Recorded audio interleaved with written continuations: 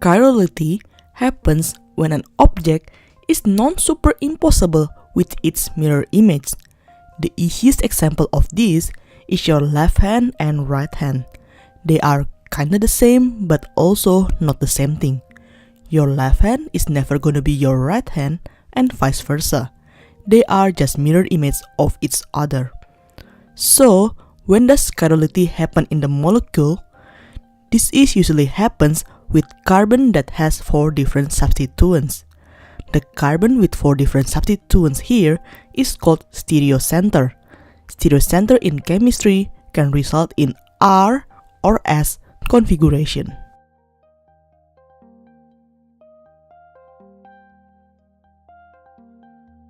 Firstly, R stands for rectus, which means right, which means clockwise. S stands for sinister, which means left, which means counterclockwise.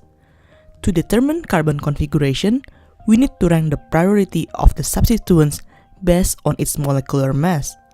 For example, this carbon bonds to bromine, chlorine, hydrogen, and another carbon. Now, let's put the molecular mass of its substituent here. So, priority number 1 goes to the bromine, number 2 chlorine, number 3 carbon, and number 4 hydrogen. Then, we need to put the last priority on the back, which is already happened in here. Now, we see from priority 1 to 3, it goes clockwise. That means this carbon has R configuration.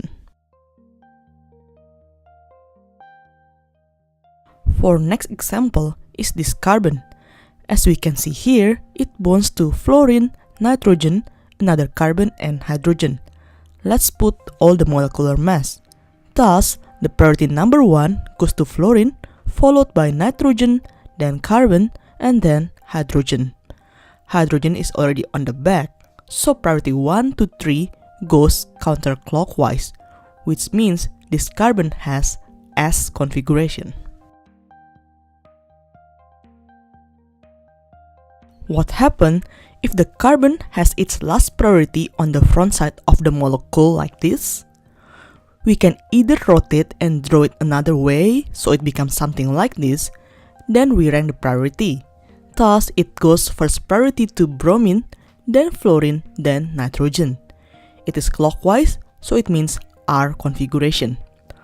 Or the other method, which is the method that I find easier than redraw the molecule, is to keep the hydrogen at the front.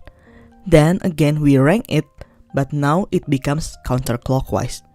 Usually, if hydrogen is at the back, we will say this is S configuration. But since the hydrogen is at the front, it means the opposite, R configuration. To summarize, to determine configuration, we need to rank priority based on the molecular mass. R means clockwise and S means counterclockwise.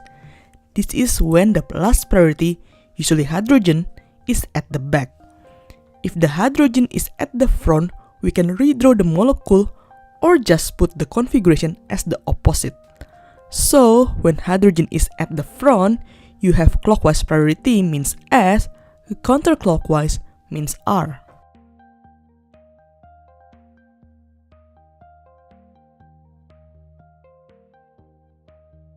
What happens if we have carbon like this that has 2 same substituents? This carbon is still chiral because the substituent on the next carbon is different. So, to determine the rank between these 2 carbons, we count the next substituents from each carbon.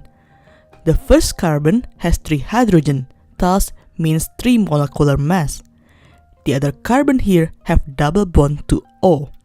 In double bond, it counts as 2 times the mass. That means total mass here is 2 oxygen plus 1 hydrogen equals to 33. This means this carbon is priority number 2 after bromine, and this carbon is priority number 3.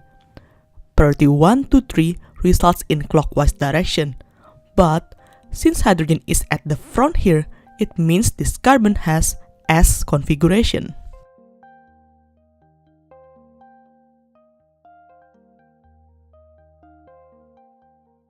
Compound is chiral when it is non-superimposable with its mirror image. Therefore, it is possible for carbon with stereocentres but not chiral. For example, is this carbon with two stereocentres. Let's draw the mirror image. And here is the molecular model to help you visualize better. If we put these two molecular models together, it's actually the same compounds. Compounds like this with more than one stereocentres but not chiral is called mesocompounds.